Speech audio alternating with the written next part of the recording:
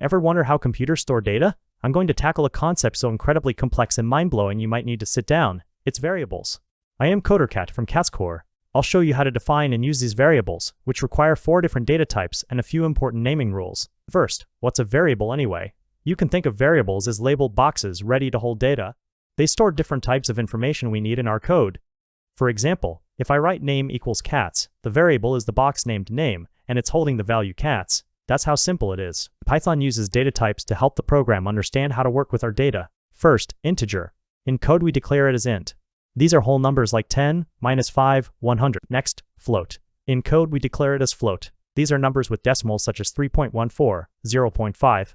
Next, string. In code we declare it as SST. This is any text enclosed in quotes like hello or Python.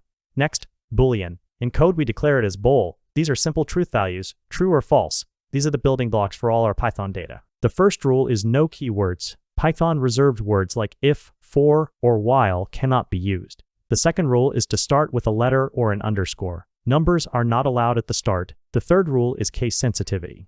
myvar and myvar are treated as different names, so consistency matters. Clear and consistent naming makes code readable and maintainable. Good variable names act like signposts throughout a program. Data types tell Python which operations are allowed. Numbers can perform mathematical operations. For example, 5 multiplied by 2 equals 10. If data types are mixed incorrectly, such as adding text and a number like cats plus 5, Python will raise an error.